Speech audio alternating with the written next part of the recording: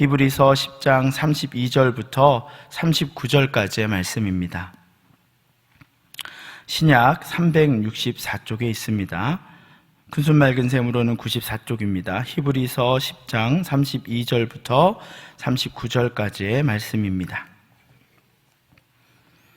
네, 찾으신 줄 알고 저희가 한 절씩 교독하며 읽고 마지막 절은 함께 읽겠습니다.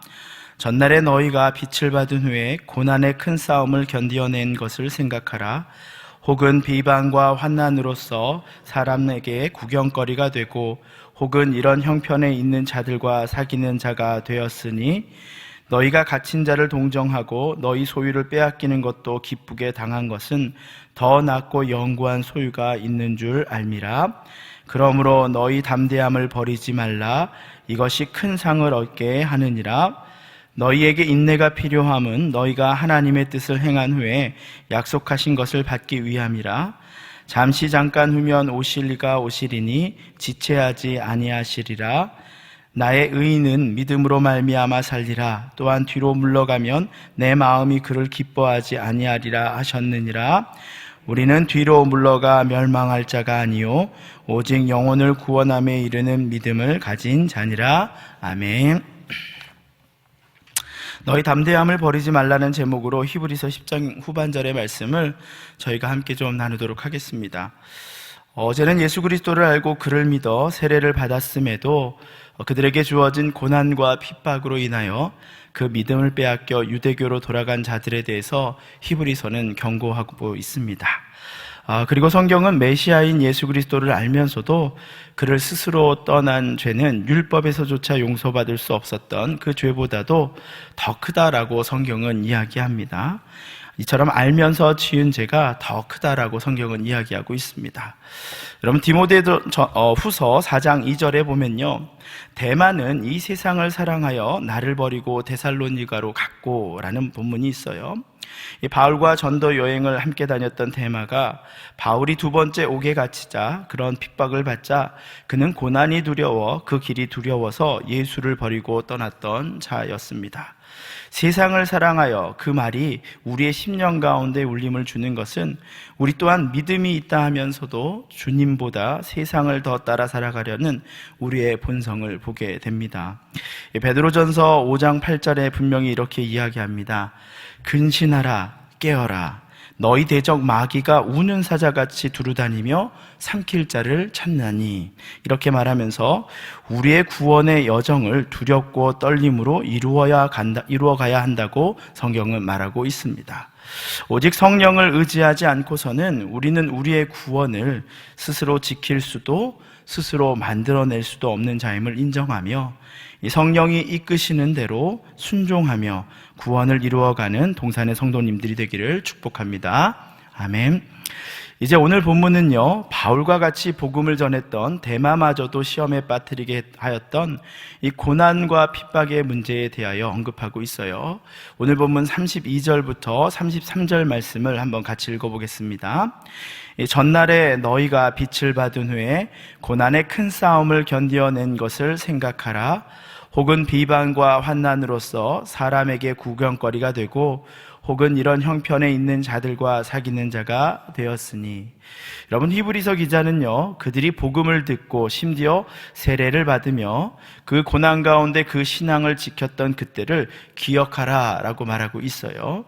이 히브리서의 저작 연대를 보통 AD 64년부터 아마 70년 정도라고 봅니다. 여러분, 그 당시는요, 기독교의 핍박이 가장 심했던 시기입니다. 이 네로의 로마 대화재 사건이 바로 AD 64년에 있었어요. 그 고난의 때를 믿음으로 이겨냈던 것을 기억하라 라고 이야기하고 있는 거예요. 이 성도들은요, 직접적인 박해를 받으며 온갖 모욕과 구경거리가 되었으며 심지어 감옥에 갇히고 죽음의 위협까지 겪었습니다. 또한 복음을 전하는 자들은요, 자신들의 위험과 손해를 무릅쓰면서도 이 복음을 전하기를 기뻐하였습니다. 히브리서 저자는 그 고난을 이겨냈던 것을 잊지 말라라고 이야기하고 있는 거예요. 그들은 고난을 겪는 자, 이런 형편에 있는 자와 함께 사귀는 것도 두려워하지 않았던 그때의 그 믿음의 때를 기억하라라고 이야기하고 있습니다. 이처럼 로마의 핍박과 횡포 속에서도 교회는 세워졌고요. 기독교는 결국 로마의 국교가 되었고요. 중세의 암울한 상황 속에서도 종교개혁을 통해 그 핍박을 이기며 오늘날 우리가 믿는 기독교가 되었으며, 대동강변에서 피 흘려 죽은 선조들이 핍박과 순교의 고난을 이겨 오늘 우리에게 복음의 자유를 주었습니다. 이처럼 고난은 끝이 아니라 도리어 하나님의 약속을 이루는 소망이 되었던 것을 우리는 잊지 말아야 할 것입니다. 여러분, 히브리서 기자는요, 그것을 알기에 오늘 본문 34절부터 35절 말씀에 이렇게 고백하는 것이에요.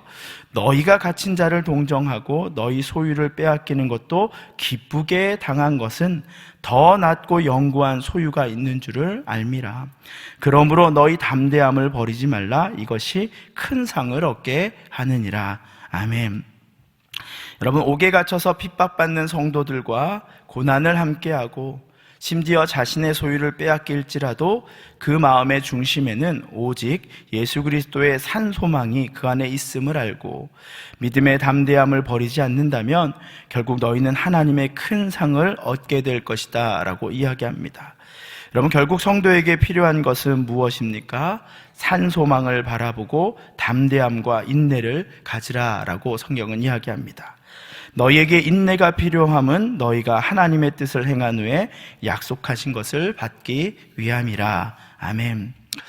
여러분, 얼마 전에 교역자들을 대상으로 담임 목사님께서 셀 세미나를 진행하셨습니다. 그 셀 세미나 가운데 셀에 대하여 말씀하시면서 그리스도의 몸을 이루는 공동체가 무엇인지라고 말씀하시면서, 그리고 그 공동체의 모습을 드러내는 셀의 모습에 대해서 설명하시면서 이 셀의 하나됨을 이루게 하는 5가지를 손가락에 비유하여 말씀하셨어요. 이 손바닥을 예수 그리스도의 십자가라고 말씀하시면서 그 가운데 첫 번째 엄지는 헌신이고, 그리고 두 번째 손가락이 복음이었습니다. 저는 그 강의를 들으면서 저는 그것이 우리가 믿고 따르는 이 복음의 중요한 부분이구나라고 깨달았어요. 여러분, 엄지와 검지는요, 장애 등급을 판단하는데 아주 중요한 손가락이에요. 다른 손가락이 없더라도 엄지, 검지가 없으면 장애 등급이 안 나올 정도로 이 엄지와 검지가 하는 역할이 아주 중요하다라는 것이에요. 이 엄지와 검지가 손의 모든 일을 하고 있다라는 거예요. 성경에 분명히요, 자녀이면 또한 상속자, 곧 하나님의 상속자요, 그리스도와 함께 한 상속자니 우리가 그와 함께 영광을 받기 위하여 고난도 함께 받아야 할 것이다 라고 이야기합니다.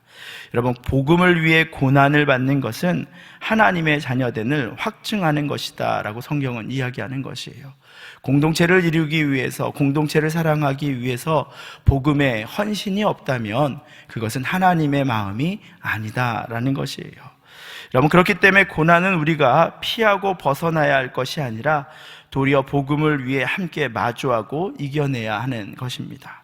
자녀이면 형제라 부르시는 우리 예수님은 우리를 결코 혼자 두지 않고 버리지 않을 것입니다. 37절부터 38절 말씀 한번 같이 읽어볼까요? 잠깐 후면 오실 이가 오시리니 지체하지 아니하시리라. 나의 의인은 믿음으로 말미암아 살리라. 또한 뒤로 물러가면 내 마음이 그를 기뻐하지 아니하리라 하셨느니라. 여러분, 이제 설교를 마치도록 하겠습니다.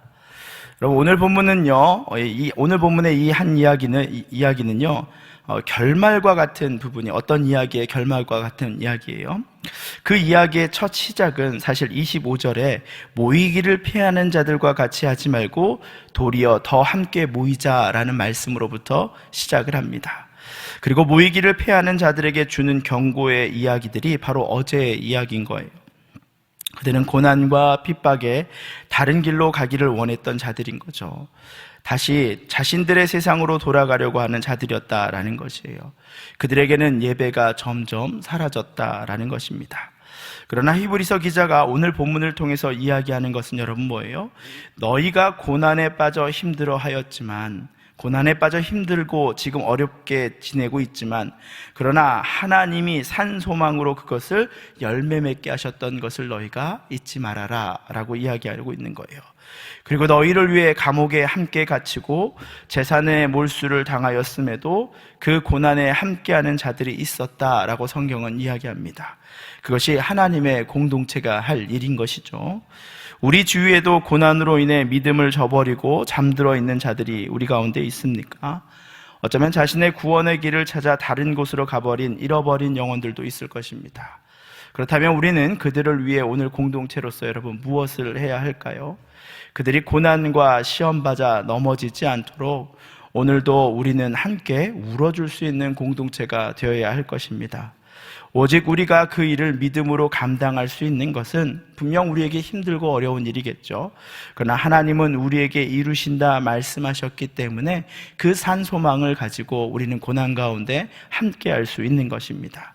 그래서 오늘 본문의 마지막 절을 읽고 이 시간 한번 기도하는 시간을 가졌으면 좋겠는데요. 39절 말씀입니다. 시작. 우리는 뒤로 물러가 멸망할 자가 아니요 오직 영혼을 구원함의 이름은 믿음을 가진 자니라. 아멘.